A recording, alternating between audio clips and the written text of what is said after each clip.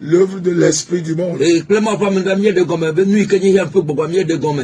donc, en tant que chrétiens, nous ne sommes pas autorisés à être contrôlés ou à s'associer avec ces démons. Et nous devons discerner ces œuvres et comprendre les dangers que ces œuvres amène dans la vie des habitants de la terre et en particulier dans la vie des chrétiens.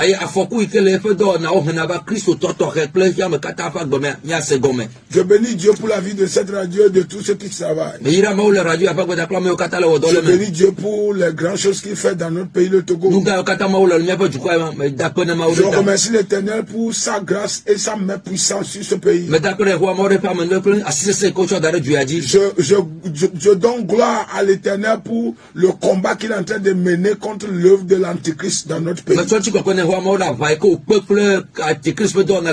Une chose je sais, jusqu'à ce que la trompette ne sonne, le diable n'aura pas le dessus. L'Antichrist n'aura pas raison. Les puissants des ténèbres échoueront toujours. Au nom puissant de Jésus. Amen. Amen. Avant de commencer, nous allons prier. Toi, le Tout-Puissant, l'Alpha et l'Oméga. Toi qui es la parole. Toi qui es l'Esprit. Toi qui vis éternellement. Oh notre Dieu, notre Père. Nous voulons te lever au-dessus de toutes choses. Père, en ce moment, descends et parle à ton peuple. Seigneur, je prie que ta volonté parfaite se manifeste au travers de ce message. Seigneur, je me rabaisse et je te lève. Sois avec ma bouche. Seigneur, je prie que ce message aille à ceux qui le méritent. Au nom de Jésus, je prends autorité sur tout esprit, tout démon de fausse interprétation. Je prie que leurs œuvres prennent fin au nom de Jésus. Je prie que toute activité du diable contre l'évangile de salut, contre l'œuvre de Dieu que nous sommes en train de faire, soit anéanti par le sang de Jésus. Et merci. Accorde-nous la grâce. Illumine-nous. Saint-Esprit, que ma voix soit ta voix, que ma bouche soit ta bouche. Au nom de Jésus. Amen. Amen. Amen. Amen. Amen. Bien-aimés dans le Seigneur, nous sommes en train de parler sur, comme je viens de le dire, un thème très crucial. Les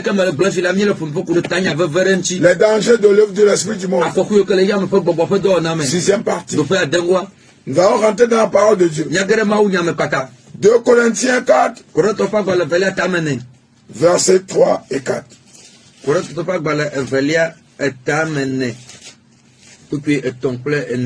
2 Corinthiens 4,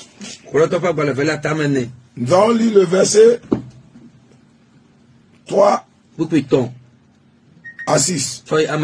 S'il vous plaît. Que ne ochonu miafe nunya miafe nyanyue dila ekema amosio 3 la fe nkume ochonu ile amesio dome keke siame mau ba nkuna jima hoseto fe tamesusu lela bena Kristo sinye mau fe nonomela fe nuti kokwe nyanyuela fe kekeli naga klenao o amen. Amen. 2 Corinthiens 4 verset 3 à 4. Si 3 à 6. Si notre évangile est encore voilé, il est voilé pour ceux qui périssent, pour les incrédules dont le Dieu de ce siècle a aveuglé l'intelligence, afin qu'ils ne fissent pas briller la splendeur de l'évangile de la gloire de Christ, qui est l'image de Dieu. Nous ne prêchons pas nous-mêmes, c'est Jésus-Christ le Seigneur que nous prêchons. Et nous nous disons vos serviteurs à cause de Jésus. Car Dieu qui a dit, la lumière brillera du sein des ténèbres, a fait briller la lumière dans nos cœurs pour faire resplendir la connaissance de la gloire de Dieu sur la face du Christ. Amen. Alléluia. Amen. Bien-aimés dans le Seigneur, nous sommes en train de parler de les dangers de l'œuvre de l'Esprit. La parole de Dieu nous dit que l'évangile de salut est attaqué par l'Esprit du monde. Qu'est-ce que l'œuvre de l'Esprit du monde? Qu'appelle-t-on l'œuvre de l'Esprit du monde? Premier point, c'est l'œuvre qui aveugle les gens de comprendre l'évangile de salut. C'est-à-dire, c'est un esprit d'aveuglement. Il voit, il aveugle les gens.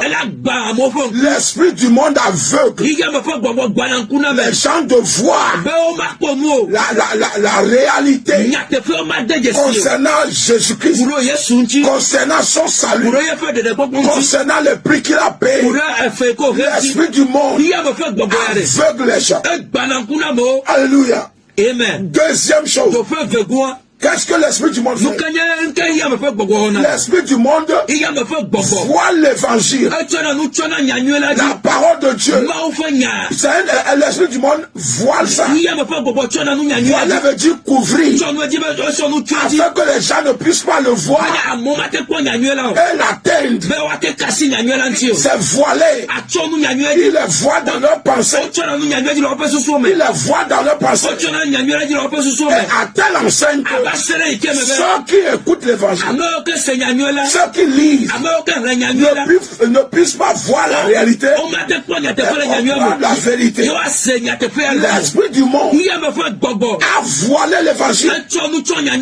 C'est-à-dire, quand vous voyez aujourd'hui, de nos jours, l'évangile est en train de couler. L'évangile est en train de couler. Il y a des gens dans ce dans le même qui n'ont jamais écouté prêcher. Ils n'ont jamais écouté prêcher.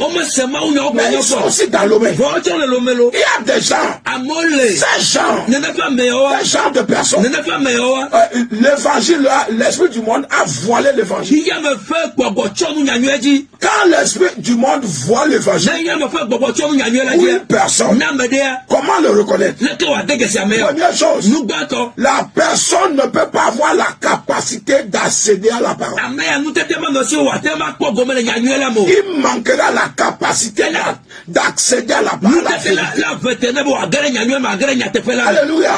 Même il y a des gens, quand ceux qui prêchent l'évangile, évangélistes dans les rues, dans les marchés, ceux dont l'évangile est voilé par l'esprit du monde, ils vont se tenir vis-à-vis en face de celui qui prêche. Mais ils ne sont pas là.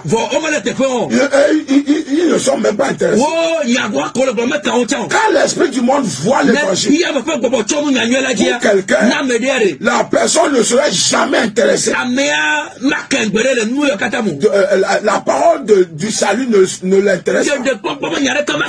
Ce qui l'intéresse, c'est les choses du monde. Les choses du monde. Quand l'esprit du monde voit la pensée, quelqu'un, la personne ne s'intéresse jamais à la parole de la repentance, à l'évangile de salut. Même s'il se tient devant le prédicateur, il n'écoutera jamais. Il n'écoutera jamais. Ses pensées ne sont pas autorisées à acquérir, à se connecter à la prédication. C'est ça l'œuvre de l'Esprit du Dieu. Nous le voyons ici clairement. La parole de Dieu dit dans 2 Corinthiens 4, verset 3, il dit, si notre évangile est voilé, il est voilé pour ceux qui périssent. Qu'est-ce que ça veut dire? L'œuvre de l'Esprit du monde. Troisième œuvre. L'Esprit du monde fait tout pour faire périr les gens. Pour empêcher les gens de recevoir Jésus. Dans le but d'aller en enfer. C'est pourquoi la parole dit, c'est voilé pour ceux qui périssent. Vous rejetez l'évangile, vous périrez. Vous persécutez l'évangile, vous persécutez les prédicateurs, vous périrez. Vous opposez à l'évangile du salut, vous périrez. Je vous le dis en vérité.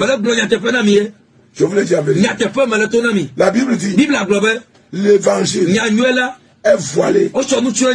C'est-à-dire bloqué, caché, barricadé pour les gens qui doivent périr. Qui doit périr. Il y a des gens à l'église qui sont contrôlés par l'esprit. C'est-à-dire, ils écoutent les messages, mais ils s'en foutent. Et ils mènent une vie mondaine. Quand tu es dans l'église et qu'on prêche tout ce qui doit être prêché pour que tu te répands, tu sors du péché. Mais ça ne t'intéresse pas. Tu l'écoutes, ça rentre dans l'autre, dans l'oreille droite et sort dans l'oreille gauche. Et toi, tu t'en fous de ça. Écoute, ta vie en danger. Quand vous voyez ceux qui se disent chrétiens, qui vont à l'église tous les jours, mais qui mènent une vie mondaine, une vie de péché, concubinage, mensonge, vol, escroquerie, et occultisme, et autres. Quand vous voyez quelqu'un qui va à l'église qui fait ça, c'est qu'il est contrôlé par l'Esprit du monde. Pourquoi? Parce que l'évangile lui est voilé. Comment reconnaître que l'évangile est voilé pour quelqu'un qui périt? C'est que la personne a la grâce aussi d'écouter l'évangile. Mais il s'en fout. Alléluia. Amen. Il y a 2 catégories de personnes dont l'évangile est voilé. Ceux qui n'ont jamais écouté la parole. Et ils sont dans le monde en permanence. Et quand ils tournent leur radio sur l'évangile, ils changent ça même. Parce qu'ils sont pressés d'aller en enfer. Ils sont pressés. Ils préfèrent la perdition que le salut. L'œuvre de l'esprit du monde est terrible et dangereuse. C'est dangereux. La Bible dit, c'est voilé pour ceux qui périssent. Je prie que tu ne serais pas voilé, que l'évangile ne serait pas voilé. Je déclare dans le nom de Jésus, l'évangile de salut ne vous serait pas voilé. Au nom de Jésus. Afin que vos âmes ne périssent pas. Alléluia. Amen. Il y a des gens dont l'évangile est voilé par l'esprit du monde, qui préfèrent aller dans l'occultisme plus que d'aller dans l'église. Amen. Amen. C'est très important. 4e point. l'œuvre de l'esprit du monde. Quel est son danger? Le danger de son œuvre. La Bible dit au 4e point, pour les incrédules dont le Dieu de sexe les aveugle. Premièrement, il rend les gens incrédules. Incrédule, c'est-à-dire il est difficile de croire que Jésus est venu mourir en tant que fils de Dieu. Ils sont tellement incrédules avec leur philosophie extraterrestre, la philosophie occulte, purement occulte, la philosophie charnelle, qui n'ont pas de sens dans la réalité. Je vous avais parlé ici. Les philosophies qui disent que l'homme a été créé il y a des milliards d'années. Des philosophies sataniques, diaboliques, qui disent que l'homme n'est pas créé comme homme. Il est créé comme animaux, singes, et il est devenu... c'est un processus jusqu'à ce qu'il devienne homme. Je vous avais parlé. Vous voyez, il y a des gens incrédules qui ne croient pas au salut, qui ne croient pas qu'il y a une vie éternelle, qui ne croient pas que la crucifixion de Christ est pour leur cause. Pour qu'ils soient sauvés. Il y a des gens qui ne croient même pas. L'esprit du monde a convaincu, en particulier nous les Africains, que l'évangile des Blancs les ont amenés pour nous coloniser. Ça, c'est l'hérésie. Ça, c'est absurde. Ça n'a pas de sens. Pourquoi? Parce que celui dont on appelle le blanc,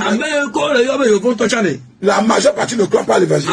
Et donc, si c'est qu'ils sont venus nous coloniser, il allait le prendre. Alléluia. Amen. Tous périront. Alléluia. Amen. Comprenez aujourd'hui que le diable a mis l'incrédulité dans les gens, dans l'esprit du monde. Ils croient au bien matériel.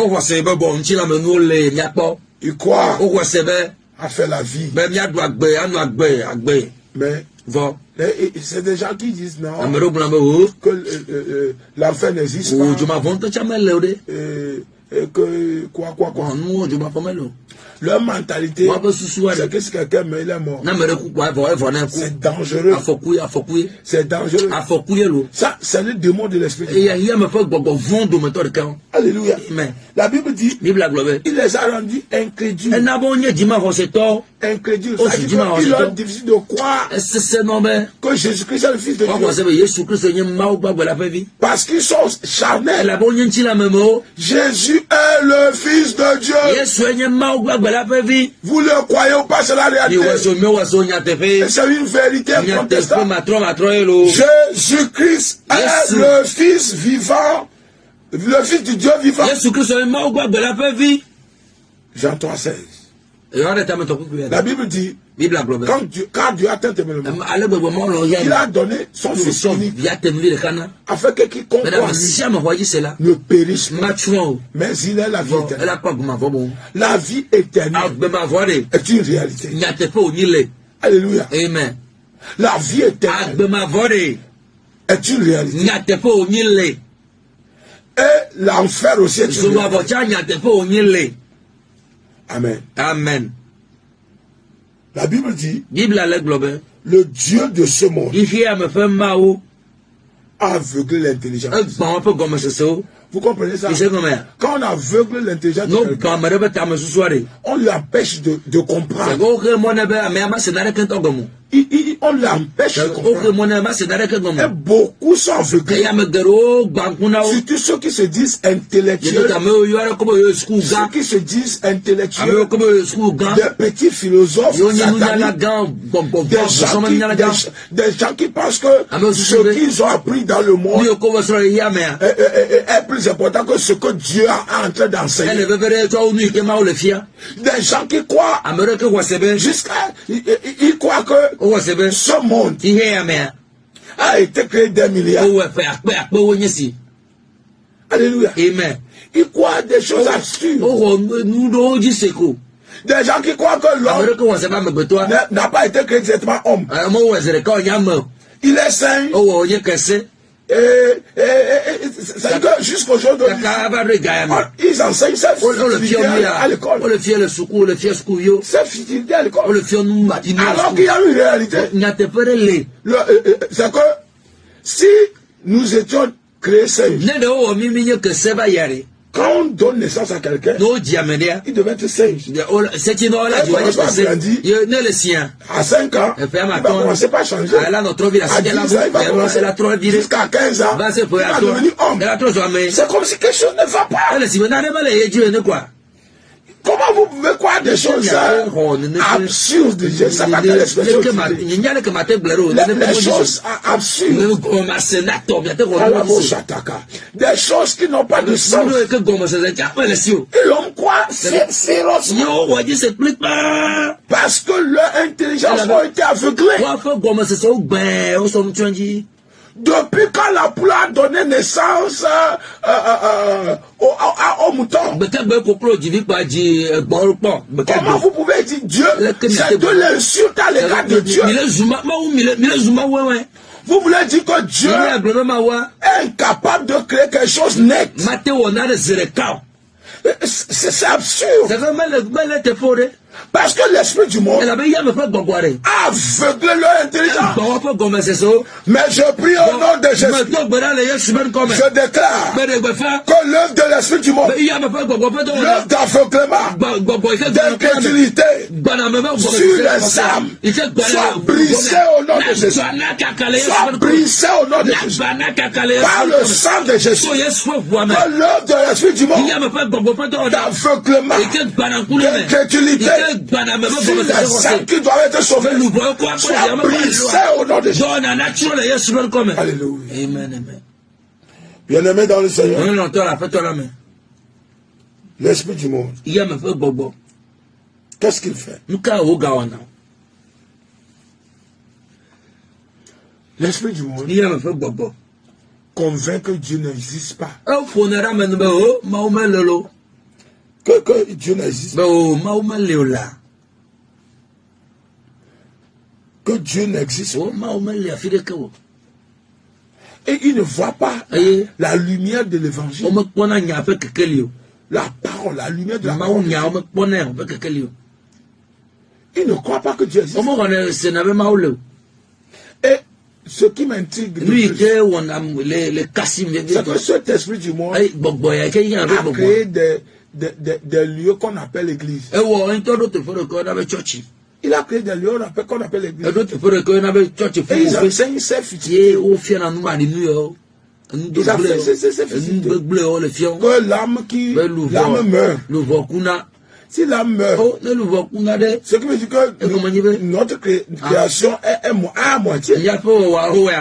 Parce que l'âme ne peut pas mourir. Parce que qu'est-ce que l'âme? Si vous connaissez la composition de l'âme, vous allez comprendre que l'âme ne peut jamais mourir. Si l'âme meurt dans quelqu'un, la personne ne peut pas reconnaître la réalité après la mort. L'âme est composée de 3 choses. Premièrement, la pensée. La pensée. C'est avec la pensée qu'on a créé l'âme. La pensée. C'est que notre pensée enregistre tout. C'est dans l'âme que nous réfléchissons. Nous ne réfléchissons pas l'âme. Deuxième chose créée par l'âme, c'est la volonté. La volonté. C'est pourquoi quand vous irez au ciel, votre volonté sera jugée. Votre pensée sera jugée. Pourquoi vous avez des arrière-pensées? Il y a des gens qui ont des pensées rien que négatives. Il n'y a rien de positif. Vos pensées seront, quand on dit l'âme sera jugée, c'est les choses qui sont dans l'âme.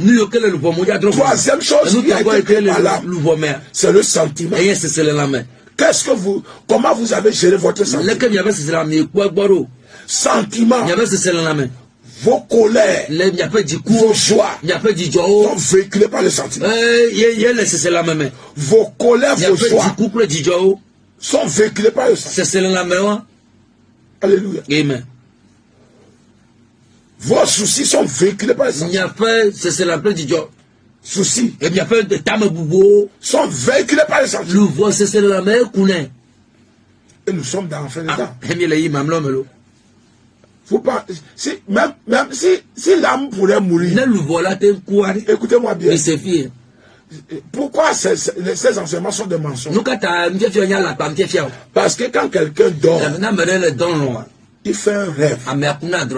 Et il reconnaît ses réactions dans le rêve. Et ses sens sont réactifs. Il parle avec quelqu'un qui reconnaît. Il connaît le rouge du noir. Quand il se réveille dans la chair, il reconnaît qu'il a rêvé. Il s'est retrouvé à un lieu. Et ce lieu. Et j'ai fait ça.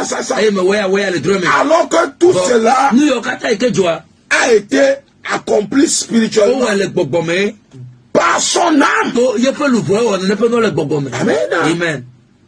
L'âme et l'esprit ne seront jamais détruits. Alléluia. Amen. C'est très important. C'est extrêmement important. L'âme et l'esprit ne seront jamais détruits. Et donc quand vous pensez que Dieu n'existe, ou l'âme meurt, c'est des mensonges. L'esprit du monde, qu'est-ce qu'il fait? Ce qu'il fait, il empêche que la lumière brille dans les ténèbres. L'esprit du monde, c'est l'esprit des ténèbres qui empêche la croissance de l'évangile. La croissance de l'évangile. L'esprit du monde empêche la croissance de l'évangile. Alléluia. Amen. Et il empêche que la parole demeure dans les cœurs. Au verset 6, il a dit, car Dieu a dit, la lumière brille selon le lycée des ténèbres. Et il a fait briller la lumière dans nos cœurs, pour faire resplendir sa connaissance, la présence de sa gloire, selon la face de Christ. Vous savez, quand l'esprit du monde contrôle, il bourre son cœur des choses mondaines. Voilà. L'esprit qui contrôle quelqu'un, son cœur est rempli des choses mondaines, matérielles, des soucis inutiles, des choses. Et la personne ne pensera jamais à son salut, ni comment faire pour être sauvé, ni comment maintenir son salut, ni comment persévérer dans la droiture, dans la vérité. Ça, ce n'est pas son souci. Leur souci, c'est comment trouver 2 vestes, 2 chaussures, les mèches de différentes couleurs, les mèches sataniques, les mèches que même les sirènes ont abandonnées. Ils cherchent à le porter. Ils sont soucieux des mini-jupes, des robes sans marche, le but de séduire, amener les gens en enfer, en marche. Parce que la Bible a dit, il y a des parties où de la femme, quand l'homme le voit, il peut pécher. Alléluia. Amen. Et les femmes, l'esprit du monde,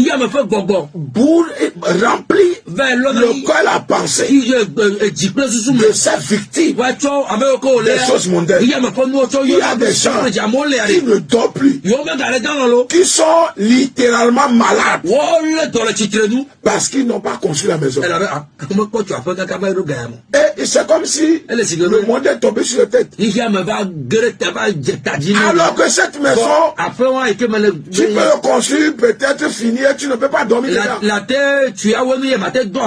Alors que cette maison, si tu quittes ce monde, ne va jamais te suivre dans le tombeau.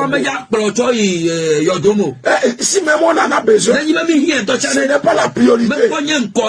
La priorité, c'est sécuriser notre salut, sauvegarder notre salut.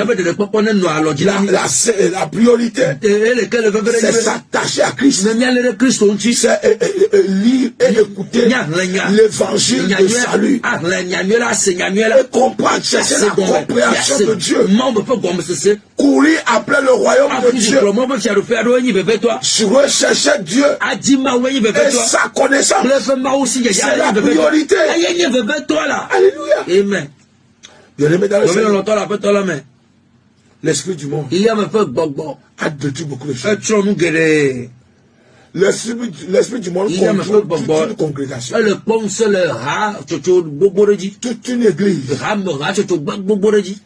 L'esprit du monde, quand l'esprit du monde contrôle une église, vous allez voir que ils ne feront que des façades tout ce qui prêcheront ne concerne que le matériel.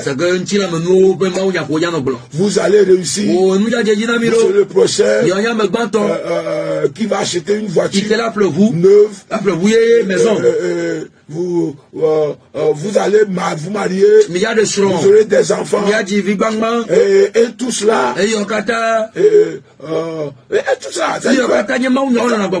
l'esprit du monde, comprenez aujourd'hui, sa mission, c'est d'enlever Dieu en nous et mettre le monde en nous. Et quand vous commencez par réaliser, reconnaître en tant que chrétien, il arrive un temps où je suis plus préoccupé des choses mondiales que mon salut. Comprenez que vous êtes sous l'attaque de ces démons. Vous êtes sous l'attaque. Vous êtes attaqué. Jeûnez, priez. Décontaminez-vous. Démolissez tout. De deux, quand vous voyez que vous êtes dans une compagnie, association, relation, qui ne fait que prôner le matériel et le monde, et soi-disant chrétien, quittez ces relations, quittez ces compagnies. Les gens qui veulent boire, manger, ils ne sont que là pour ça. Comment boire, manger, courir les hommes, courir les femmes, comment faire pour jouir de la vie charnelle. Comprenez que tout cela ne peut pas vous amener dans le royaume si vous ne craignez pas Dieu. Ça ne peut pas. La jouissance en Christ a des limites. Mais l'esprit du monde n'a pas de limite. Par exemple, avoir une concubine n'est pas biblique. Mais l'esprit du monde vous inculque ça. Et les gens vivent comme ça. Et ils sont sur la voie de la perdition. Et ils se disent, je suis chrétien. Vous vous trompez, détrompez-vous. Alléluia. Amen. C'est extrêmement important. Il a aveuglé des gens. Il a rendu des gens incrédules. Alléluia. Amen. Comment faire pour sortir des dangers de l'esprit? Premièrement, lisez la parole de Dieu tous les jours. Lisez la parole de Dieu tous les jours. Soyez des lecteurs de l'évangile ou écoutez les messages de salut tous les jours. Écoutez. Deuxièmement, coupez toutes les relations qui vous amènent dans le monde ou dans la chair. Toute relation qui vous fait quitter Dieu, qui vous décourage d'adorer en vérité à Dieu. Quittez, coupez, quittez toute relation ou compagnie qui vous décourage. Il y a des compagnies qui décourage. Oh, qu'est-ce que tu fais? Depuis des années que tu vas à l'église. Qu'est-ce que tu as trouvé? Quitte l'église. Il n'y a rien dans l'église. Il n'y a rien dans l'église. Vous serez les pasteurs de fond que vous trompez, vous volez dans l'église. Écoutez, quand vous avez des relations comme ça, disjonctez, coupez ça. Faites tout pour que cette relation soit décapitée. Décapitez la relation. Tuez la relation. Qu'il soit inexistant dans votre vie d'ailleurs. Troisième point. Comment faire pour quitter les pièges, les dangers de l'esprit? Commencez par prier beaucoup en esprit. Priez en langue. Priez beaucoup en esprit. Alléluia. Quatrième chose. Cherchez à être en présence de Dieu. Ne soyez pas des paresseux. Allez à l'église. La présence de Dieu. Dans 1 roi 17, Élie a dit, je suis dans la présence de Dieu.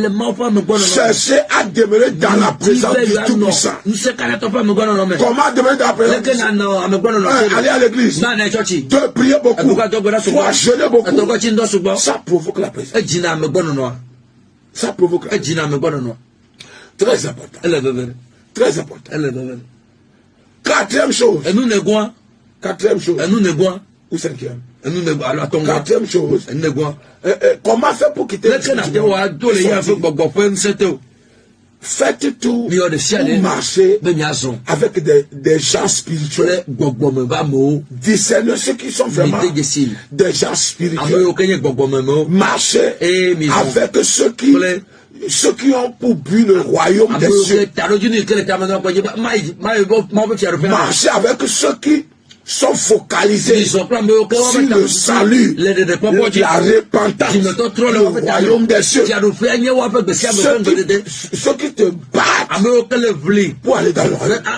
Ceux qui se battent pour vivre dans la sainteté, dans l'intégrité.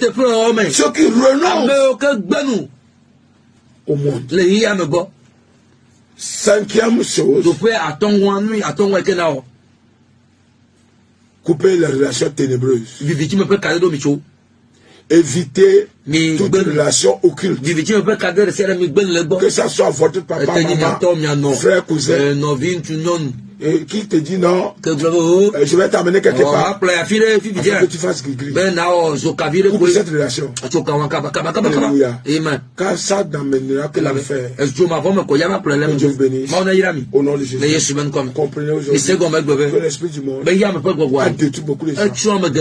Le danger. La parole de Dieu a dit, ceux qui périssent, quand ils sont bu, c'est de t'amener en enfer. C'est de te faire périr. Donc, raison pour laquelle vous devez être prudent et renoncer à ses œuvres et à ses achats. Au nom de Jésus. Amen. Soyez bénis. Alléluia. Amen, amen. Aujourd'hui, si vous n'avez pas Jésus dans je vais vous inviter à donner votre vie au Seigneur. Car Jésus-Christ donne la vie éternelle. La Bible a dit que celui qui a le Fils a la vie. Oh, alléluia. Amen. Donc aujourd'hui, si vous voulez le salut de Dieu en vous, peut-être que vous êtes chrétien, vous avez rétrogradé, vous êtes tombé dans le péché, vous devez recevoir Jésus.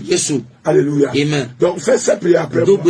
Dis Seigneur Jésus, merci de m'avoir parlé et de m'avoir accordé la vie. Je reconnais que je suis pécheur et j'ai besoin de toi. Seigneur Jésus, pardonne-moi tous mes péchés et purifie-moi par ton sang. Seigneur, je te reçois dans mon cœur et dans ma vie comme mon Seigneur et mon seul sauveur personnel. Et efface mon nom dans le livre de la mort. Écris mon nom dans ton livre de vie. Donne-moi le pouvoir de devenir ton enfant. Accorde-moi la grâce d'être sauvé. Au nom de Jésus. Amen. Amen. Alléluia. Amen. Je vais prier pour vous. Père, merci pour cette grâce. Je prie et je déclare que le joug des ténèbres et du péché soit brisé sur quiconque a fait cette prière et qui a reçu Jésus. Au nom de Jésus. Amen. Amen. Je vais prier maintenant pour quiconque est malade. Là où tu as mal, mets ta main. Alléluia. Amen. Dieu fait des merveilles dans notre église. Dieu fait des merveilles. Dieu fait des choses inimaginables. Des signes, des miracles que l'homme ne peut imaginer. Mettez la main là où vous avez mal. Seigneur, je te remercie parce que tu es le Dieu qui guérit. Je prie, je prends autorité sur toute forme de maladie. Cancer, sida, diabète, maux de ventre, maux de dos. Seigneur, je prie, je commande que ces démons soient arrêtés et renvoyés dans les habits de je relâche la puissance de guérison sur la vie de quiconque. Recevez la guérison par la puissance du Saint-Esprit. Power of the Holy Ghost. Je déclare que vous êtes guéris au nom de Jésus. Amen. Amen. Examinez-vous et appelez-nous pour le témoignage. Car Dieu vous a dit au nom de Jésus. Faites ce que vous ne pouvez pas faire. Et vous allez voir que le Seigneur Jésus vous a guéri au nom de Jésus. Amen. Venez reçu l'homme de Dieu. Dieu donné à Dadi. De l'église pentecôtiste réveil des derniers. Alléluia. Amen. Nous sommes en Kafou derrière le terrain. Que Dieu vous bénisse. Si le Seigneur Jésus tarde à venir, nous allons encore revenir sur ce plateau où vous annoncez l'évangile de salut. Que la grâce de Dieu soit avec vous. N'oubliez pas, nous sommes dans la fin des temps. Et soyez prêts en tout temps. La trompette peut sonner. Quand nous voyons l'œuvre de l'Antéchrist, les préparatifs de l'Antéchrist, c'est un signe prophétique que la trompette va sonner. Préparez-vous. Ne dormez pas. Soyez vigilants. Que la grâce de Dieu qui supporte tout entendement soit avec vous. Au nom de Jésus. Shalom, shalom. Amen. Amen.